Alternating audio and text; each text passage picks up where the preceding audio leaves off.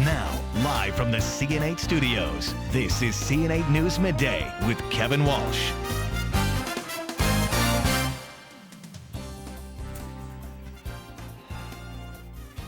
And the picture pretty much tells the story. This is Santa Monica, California, the flag-draped coffin of the 40th President of the United States, Ronald Reagan, who died Saturday afternoon, complications of Alzheimer's disease and pneumonia. The body being loaded in the hearse. It will be taken to the President's Library in Simi Valley, California. Hello and thank you for joining us today. I'm Kevin Walsh. We begin in Southern California with the latest on the death of President Reagan. It will be a very busy week of moving around and shared memories, which we will explore in great detail in just a moment. Within the past half hour, though, former First Lady Nancy Reagan arrived at the funeral home along with her two children, Patty and Ron. Before they went inside, they stopped for a few moments and they took a look at all the cards and flowers and mementos that have been collecting outside the funeral home in Santa Monica. It has been a very difficult period of time for Nancy Reagan. 10 years she helped her husband battle Alzheimer's disease. In a statement, the family said it is glad that he is no longer suffering. Some of what you saw just on tape, this is a live picture outside the funeral home in Santa Monica. The body is being taken by motorcade to the Ronald Reagan Presidential Library in Simi Valley. The body of the president is in a hearse in the back. It will be leaving in just a moment. In fact, I think we are going to see it right now. In fact, that is the hearse. It's about an hour drive to Simi Valley. The Reagan family will have some private time, and then at 3 o'clock in the afternoon, the president will lie in repose in the main lobby of the library. Public will begin filing past the flag-draped coffin throughout the night until 9 o'clock tomorrow night, and we'll have more information on the arrangements for the president's state funeral coming up in just a few moments. But let's just pause for a second and just follow along.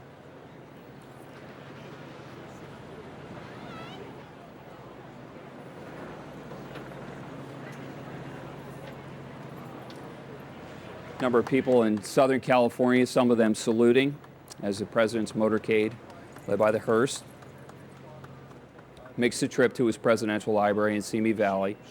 The president will then be taken, after he lies in repose for a couple of days, will be taken to Washington, D.C.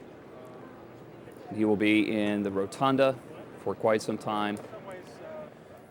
It is the end of a long journey, if you think about it, in so many different ways in American history. And a look now at the American flag at half-staff atop the White House in Washington. Guys, go ahead and switch to that. In an official proclamation, President Bush has ordered that flags on all government buildings be flown at half-staff for a period of 30 days. All flags on naval vessels will fly at half-mast. At 3 o'clock today, 5 days of remembrance for President Reagan will begin, and President Bush has declared that this Friday will be that Friday of this week will be a national day of mourning. In the nation's capital, Ronald Reagan is being fondly remembered as a political giant. Bill Prasad has more on that. There are mixed emotions in Washington. Sorrow that Ronald Reagan is gone, but also a sense of relief that the suffering has finally ended for Mr. Reagan and his family. Saddened by his death, moved by his life, about 30 people gather across the street from the White House to light candles, wave flags, and remember the 40th president. He was kind of everybody's grandfather, too. Yeah, had a good sense of humor and he was a good president. President Bush has ordered flags lowered to half-staff for 30 days. Wednesday, Ronald Reagan's body will arrive in Washington. Thursday, Mr. Reagan will lie in state in the U.S. Capitol Rotunda, allowing the public a rare opportunity to directly pay its respect to a president. Condolences are pouring in from all over the world. He had foresight, intuition, and determination that together we could eliminate nuclear weapons. Friday will be a national day of mourning with federal departments and agencies closed. Mr. Reagan's national funeral will be held at the National Cathedral that morning. It's as if the passing of royalty, the passing of an era, the passing of someone who is larger than life. President Bush will speak at the funeral, saying goodbye to a man whose smile brought optimism to Washington and whose foresight changed the political landscape forever. Dignitaries from all over the world are expected to attend that Friday funeral service. Some of them are already in the U.S. due to the World Economic Summit being held in Georgia this week. In Washington, I'm Bill Prasad. Washington, D.C. is preparing for its first state funeral since the death of President Lyndon Johnson back in 1973. President Nixon, you'll remember, did not have a state funeral when he died in 1994. That was by his own choice. More now on the official protocol from reporter Brian Todd. A funeral fit for a president. The stage is set for Ronald Wilson Reagan's final visit to Washington. At 7 o'clock, the state funeral ceremony will be held in the rotunda of the U.S. Capitol. Not every deceased American president gets the same treatment. Only 9 have lain in state inside the Capitol rotunda. It takes a special set of circumstances, and frankly, the sense of a president who really did do more to change the course of the world than most others to reach the point where you lie in state. The last to lie in state, Lyndon Baines Johnson, January 1973. There are no rules on who gets the honor. Acting on Richard Nixon's own wishes, his family decided against placing his body in state when he died in 1994. Historians say that saved the Nixon family and the country a great deal of discord, something we likely won't see this week. The tradition of presidents lying in state goes back to Abraham Lincoln's funeral in 1865. The process, fairly simple. The deceased president's family, Congress, and the current president have to approve it. But from Lincoln to John F. Kennedy, it's the images we remember, from a little boy saluting his father to the thousands who pass the flag-draped casket to pay personal respects. And it's as if the passing of royalty, the passing of an era, the passing of someone who is larger than life. President Bush says a great American life has just come to an end. This week, we'll likely see a great American funeral in accordance with it. Brian Todd, Washington.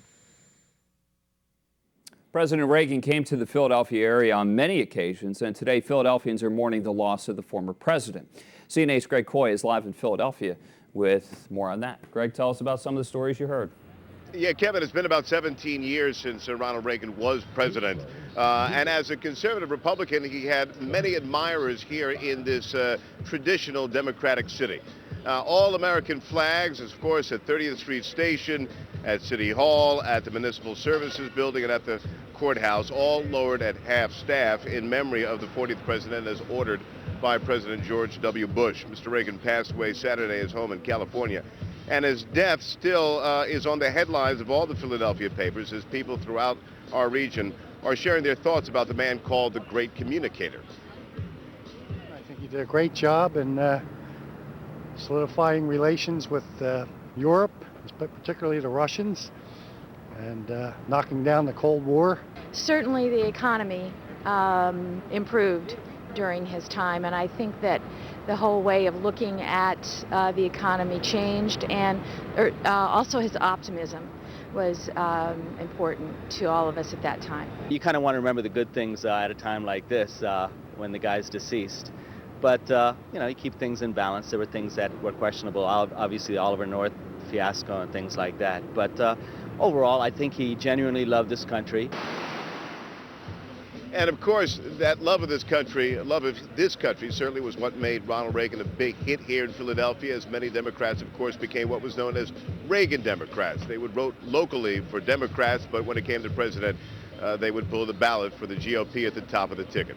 Live in Philadelphia, I'm Greg Coy, CN8 News. Kevin, back to you. All right, thank you very much, Greg. And once again, here is a look at the funeral arrangements for the rest of the week.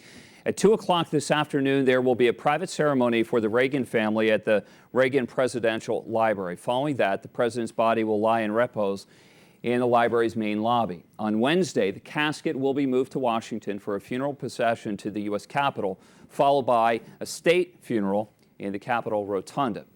President Reagan's body will lie in state for 24 hours in the Capitol before a national funeral service at the National Cathedral in Washington on Friday, and then the body will be flown back to California for a private burial at the Reagan Presidential Library. Throughout the newscast, we've been showing you pictures on the split screen of the presidential motorcade, the president's body being taken by hearse through Southern California to the President's Ranch in Santa Barbara County in Simi Valley, actually to the Presidential Library in Simi Valley, California. And really Santa Barbara County was the original Western White House, if you think about it. When I say the Western White House, we often refer to Waco, Texas, and President Bush as the Western White House. But before there was that, there was President Reagan and his love of horses and riding in the mountains above Santa Barbara.